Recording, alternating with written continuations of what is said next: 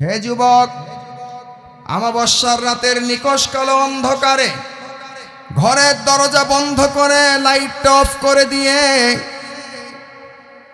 লেপ কাঁথা গায়ে দিয়ে তুমি মোবাইলে ইন্টারনেট চালু করে তামাম পৃথিবীর সমস্ত মিডিয়াগুলো থেকে চ্যানেলগুলো গুগলে সার্চ করে করে তুমি যে গুনাহের চিত্রগুলো দেখতে পারো, আজকাল তো প্রত্যেকটা ঘরে ঘরে মুখ পকেটে পকেটে পুরা দুনিয়ার সমস্ত অশ্লীল জিনিসগুলো ঢুকে গেছে। আল্লাহর নবী বলেন, হে আমার উম্মত, যতই গুনাহ সহজ হোক না কেন, তুমি যদি গুনাহের বস্তু থেকে তোমার চোখ দেখা থেকে তুমি চোখটাকে হেফাজত করতে পারো, মোবাইলের স্ক্রিনে গুনাহ দেখিও না, টেলিভিশনের পর্দায় গুনাহ দেখিও না, সিনেমার পর্দায় গুনাহ দেখিও না, পত্রিকার মধ্যেও গুনাহ দেখিও না।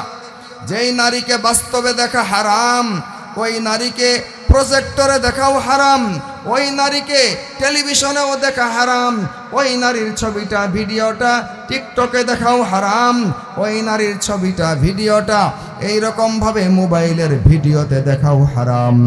খালি চেহারা দেখা হারাম, এরকম পুরা দেহটাই তো দেখা হারাম। যেই ব্যক্তি এই হারাম দেখা থেকে তার চোখটাকে বাঁচিয়ে নিবে, আল্লাহর রাসূল বলেন, আইনুন বাকাত আইনুন গদ্দাত আম মাহারিমিল্লাহ। যেই চোখটা হারাম দেখা থেকে হেফাজত করে, এই চোখটা জাহান্নামের আগুনে জ্বলবে না। ইয়া আইয়ুহার রাসূল বাল্লিগ মা উনজিলা ইলাইকা মির রাব্বিক। হে আমার রাসূল, হে আল্লাহর রাসূল, আপনি তাবলীগ করেন, আপনি মানুষের কাছে পৌঁছে দেন আল্লাহ তাআলার পক্ষ থেকে, আপনার পালনকর্তা আপনার রবের পক্ষ থেকে আপনার উপরে যা নাজিল করা হয়েছে।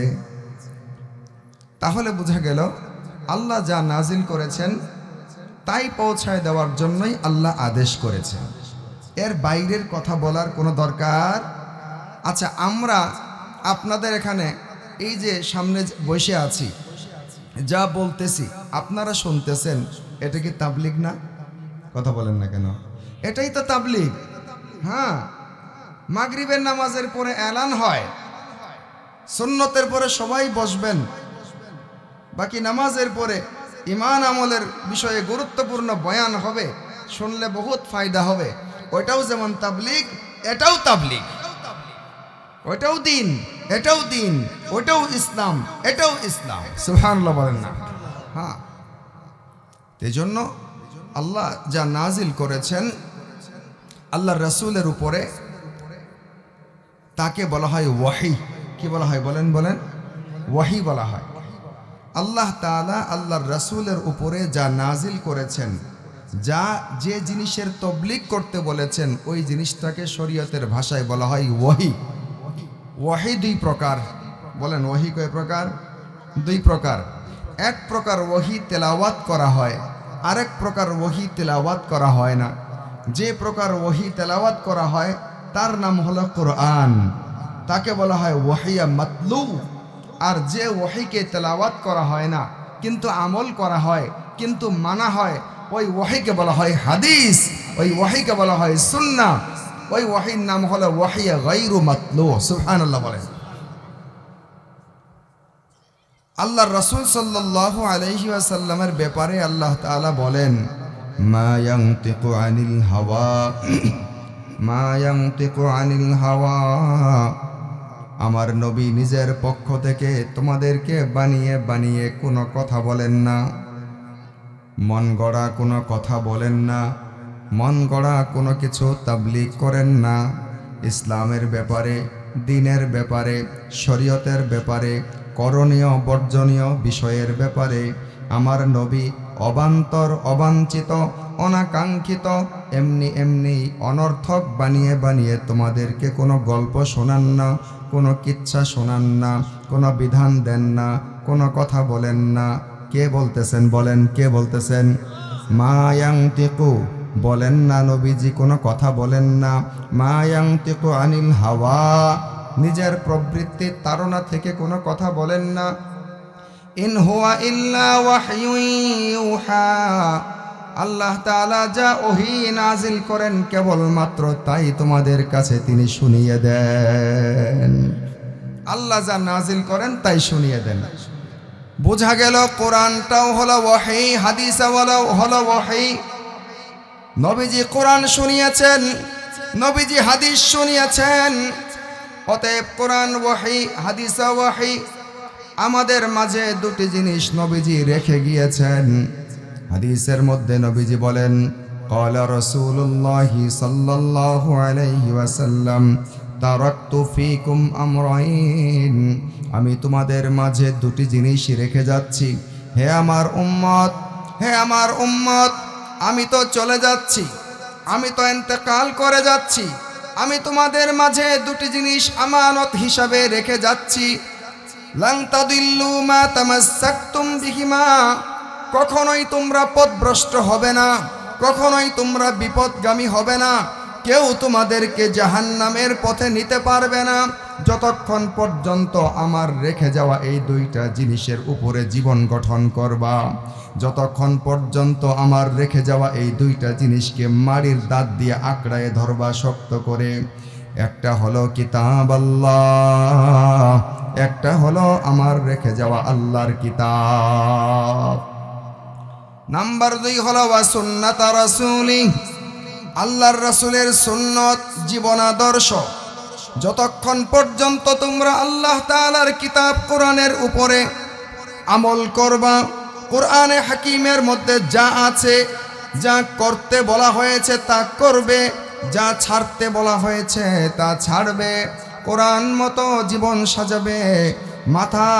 মাথা থেকে শুরু করে পায়ের তলা পর্যন্ত, রান্নাঘর থেকে সংসদ ভবন পর্যন্ত, সকাল থেকে সন্ধ্যা পর্যন্ত পুরা জীবনটা কোরআনের আলোয় আলোকিত করবে, কোরআনের সাজে সজ্জিত করবে, কোরআনের আমল দিয়ে নিজের প্রতিটা অধ্যায়কে সাজাবে।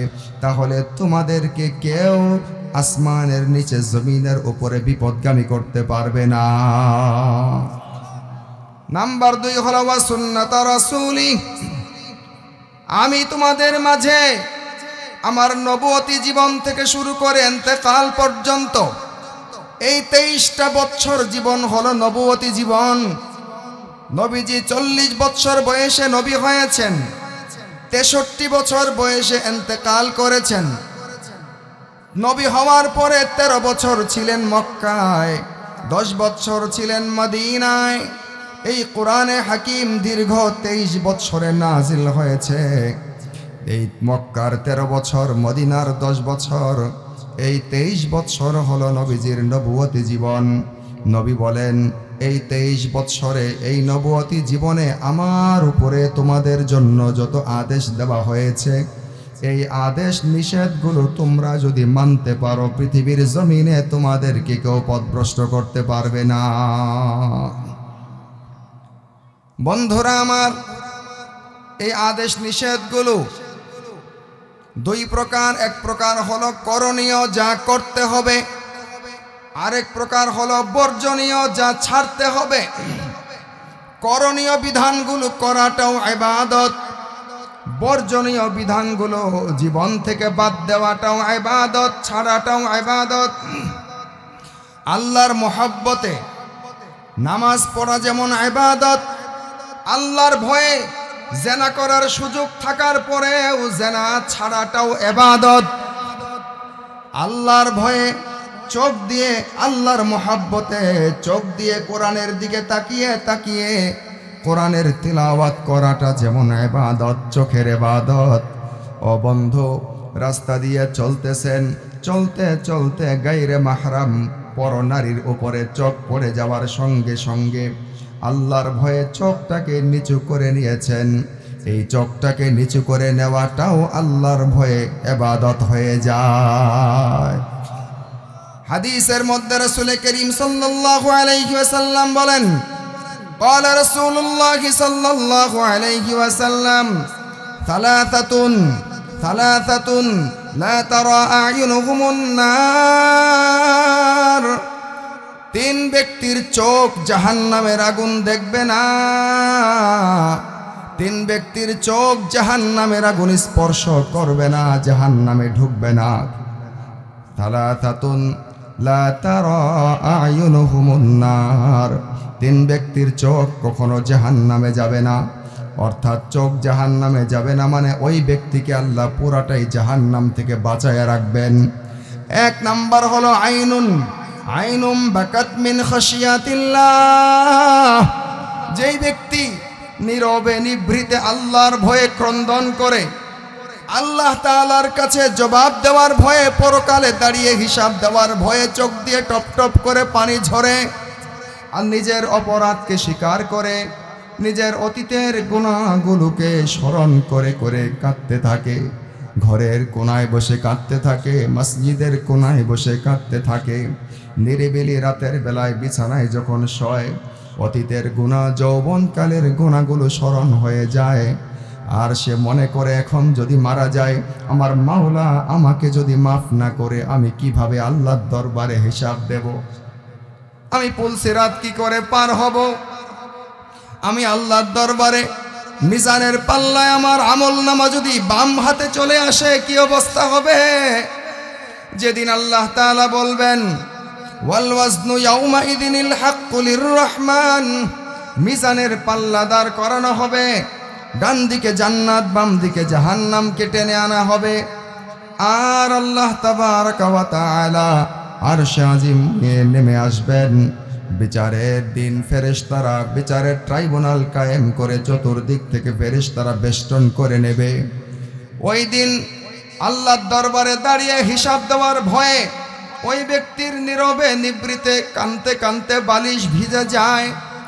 একদিকে বিবি সাহেব ঘুমিয়ে আছে, আরেকদিকে সন্তানরা ঘুমিয়ে আছে, কিন্তু ওই ব্যক্তির চোখে ঘুম আসে না, চোখে ঘুম নাই, ঘুম নাই। আল্লাহর ভয়ে চোখের কোণায় পানি জমা হয়ে গেছে। আল্লাহর নবী বলেন, ও আমার উম্মত শুনে রাখো, আল্লাহর ভয় তোমার হৃদয় বিগলিত করে চোখের কোণায় মাছির মাথা পরিমাণ যদি খালি পানি আনতে পারে, 7 সাগরের পানি তোমার জাহান্নামকে নিভাইতে পারবে না, পারবে না। কিন্তু মাছির মাথা পরিমাণ তোমার চোখের পানি তোমার জাহান্নামের আগুনকে নিভায়া দিবে। নবীজি বলেন সালাসাতুন লা তারা আয়ুনুহুমুন নার, তিনটা চোখ জাহান্নামের আগুন দেখবে না। এক নাম্বার হলো আইনুম বাকাত মিন খাশিয়াতিল্লাহ, যেই চোখ আল্লাহর ভয়ে কাঁদে। নাম্বার 2 হলো আইনুন হারাসাত ফি সাবিলিল্লাহ, যেই চোখ আল্লাহ তাআলার রাস্তায় পাহারাদারি করে, পাহারাদারি করে। নাম্বার 2 হলো যেই চোখ আল্লাহ তাআলার রাস্তায় পাহারাদারি করে। নাম্বার 3 হলো আইনুন গাদ্দাত মিন খাশিয়াতিল্লাহ, আইনুন গাদ্দাত আম মাহারিমিল্লাহ, যেই চোখ হারাম সামনের নজরে চলে আসলে হারাম থেকে চোখ হেফাজত করে। হে যুবক, আমাবস্যার রাতের নিকষ কালো অন্ধকারে ঘরের দরজা বন্ধ করে লাইট অফ করে দিয়ে লেপ কাঁথা গায়ে দিয়ে তুমি মোবাইলে ইন্টারনেট চালু করে তামাম পৃথিবীর সমস্ত মিডিয়াগুলো থেকে চ্যানেলগুলো গুগলে সার্চ করে করে তুমি যে গুনাহের চিত্রগুলো দেখতে পারো। আজকাল তো প্রত্যেকটা ঘরে ঘরে মুখ পকেটে পকেটে পুরা দুনিয়ার সমস্ত অশ্লীল জিনিসগুলো ঢুকে গেছে। আল্লাহর নবী বলেন, হে আমার উম্মত, যতই গুনাহ সহজ হোক না কেন, তুমি যদি গুনাহের বস্তু থেকে তোমার চোখ দেখা থেকে তুমি চোখটাকে হেফাজত করতে পারো, মোবাইলের স্ক্রিনে গুনাহ দেখিও না, টেলিভিশনের পর্দায় গুনাহ দেখিও না, সিনেমার পর্দায় গুনাহ দেখিও না, পত্রিকার মধ্যেও গুনাহ দেখিও না। যেই নারীকে বাস্তবে দেখা হারাম, ওই নারীকে প্রজেক্টরে দেখাও হারাম, ওই নারীকে টেলিভিশনেও দেখা হারাম, ওই নারীর ছবিটা ভিডিওটা টিকটকে দেখাও হারাম, ওই নারীর ছবিটা ভিডিওটা এইরকমভাবে মোবাইলের ভিডিওতে দেখাও হারাম। খালি চেহারা দেখা হারাম, এরকম পুরা দেহটাই তো দেখা হারাম। যেই ব্যক্তি এই হারাম দেখা থেকে তার চোখটাকে বাঁচিয়ে নিবে, আল্লাহর রাসূল বলেন, আইনুন বাকাত আইনুন গদ্দাত আম মাহারিমিল্লাহ, যেই চোখটা হারাম দেখা থেকে হেফাজত করে, এই চোখটা জাহান্নামের আগুনে জ্বলবে না। আল্লাহ তাবারাকা ওয়া তাআলা এই দুনিয়াতে নবীর মাধ্যমে আমাদেরকে যে ইসলাম দান করেছেন, শরীয়ত দান করেছেন, বলেছিলাম শরীয়ত দুই প্রকার, এক প্রকার করণীয়, এক প্রকার হলো বর্জনীয়। করণীয় বিষয়গুলো করাটাও যেমন ইবাদত, বর্জনীয় বিষয়গুলো বাদ দেওয়াটাও ইবাদত, ঠিক কিনা বলেন? হ্যাঁ, করণীয় বিষয়গুলো চার প্রকার। কয় প্রকার বলেন? বলেন চার প্রকার। করণীয় ইবাদতগুলো চার প্রকার।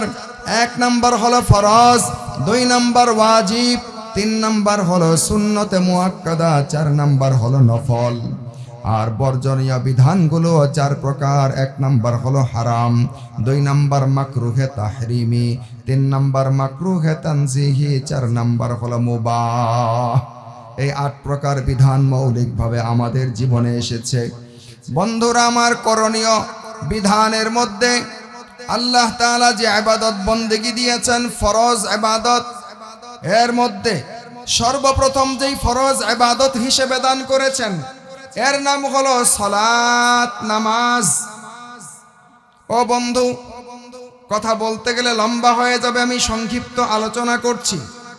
আল্লাহ তাবারাকা ওয়া তাআলা তার বান্দাদেরকে আমল করার জন্য যত ইবাদত দান করেছেন ফরজ হিসাবে, হজ ফরজ, যাকাত ফরজ, রোজা ফরজ, এই রকম ভাবে এই ফরজ ইবাদত বন্দেগীগুলো দান করেছেন। সমস্ত ইবাদত বন্দেগী আল্লাহ তাআলা ফেরেশতার মাধ্যমে, জিবরাইলের মাধ্যমে দুনিয়াতে নাজিল করেছেন উম্মতের জন্য, ঠিক কিনা? বন্ধুরা আমার, আল্লাহ তাবারাকা ওয়া তাআলা নামাজটাকে জিবরাইলের মাধ্যমে তার বান্দার কাছে পাঠান নাই। হজের মতো নামাজটাকে তার বন্ধুর কাছে, বান্দার কাছে পাঠান নাই। জিবরাইলের মাধ্যমে পাঠান নাই, চিঠির মাধ্যমে পাঠান নাই, বরং আল্লাহ তাবারাকা ওয়া তাআলা এই যেই মাসে আমরা বর্তমানে আছি, আরবি রজব মাস, এই রজব মাসে আল্লাহ তাআলা আল্লাহর রাসূল সাল্লাল্লাহু আলাইহি ওয়াসাল্লামকে দুনিয়ার জমিন থেকে আসমানে উঠায়া আরশে আজিমে নিয়া, আল্লাহ তাআলার একেবারে ১-২ হাত কাছাকাছি নিয়া আল্লাহ তাআলা পৃথিবীর সবচেয়ে সম্মানিত মর্যাদা দিয়ে, সম্মান দিয়ে আল্লাহ তাআলা নামাজের মতো মহান ইবাদতটাকে হাদিয়া দিয়েছেন।